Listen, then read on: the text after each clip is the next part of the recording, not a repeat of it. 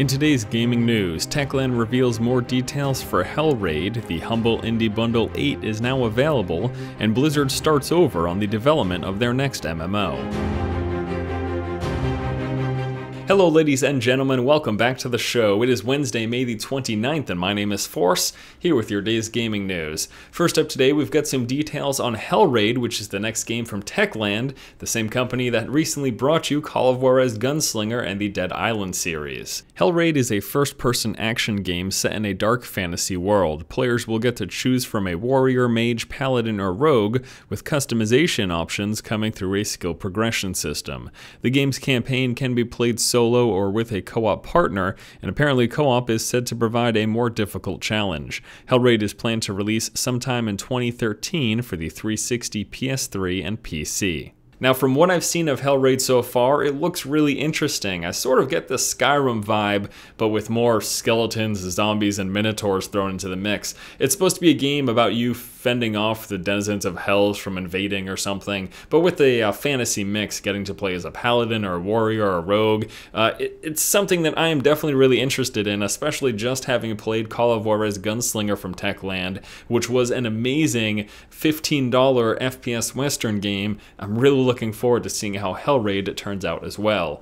Next up in news today, the Humble Indie Bundle 8 is now available, letting you pay what you want for some really awesome indie games. The Humble Indie Bundle 8 lets you pay what you want for Little Inferno, Awesome Knots, Capsized, Thomas Was Alone, and Dear Esther. If you pay more than the average, currently around $6, you'll also get Hotline Miami and Proteus. Those are some amazing indie titles that you can pay as little as $1 for. I mean, honestly, Proteus, Awesome Knots, Thomas Was Alone, the Hotline Miami, all of those games were really well received by critics and fans alike, so if you haven't played any of them, I definitely suggest investing in the Humble Indie Bundle. Now remember, if you spend above the average, you get those 2 extra games, and it's also important to keep in mind that part of these proceeds go to the developer, and also part of it goes to charity, so be generous if you can, because these really are some great games at a very, very cheap discount. And last up in news today, it looks like Blizzard will be hitting the reset button on their next MMO, codenamed Titan. They're scratching a large part of what they've developed so far and going back to the basics. According to VentureBeat, Blizzard recently cut 70% of the staff working on Titan as they strip down to the core ideas and restart development.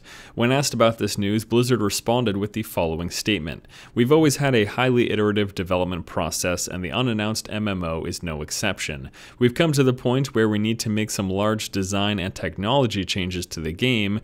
We're using this opportunity to just shift some of our resources to assist with other projects while the core team adapts our technology and tools to accommodate these changes." In classic Blizzard fashion, if they feel like a game isn't living up to their expectations, they scratch it and go back to scratch basically, and that's exactly what they're doing here. So it shouldn't come as much of a surprise that this is something that Blizzard is doing, even though a lot of people were expecting the announcement of Titan at this year's BlizzCon, which is just a few months away from now. Now, based on the fact that they've cut back 70% of their staff, which, just so you know, numbers-wise, it looks like they had 100 people working on Titan, that is now down to 30, and those 70 other people are going to work on other projects such as Blizzard All-Stars, expansions for WoW and Diablo and StarCraft, and then of course they've got their new card game Hearthstone. So that's where those people are going to focus on at this point going forward, and now we've got those 30 core people who are working on Titan that are going to be revamping the systems. And to be honest with you, as excited as I am to play the next MMO from Blizzard,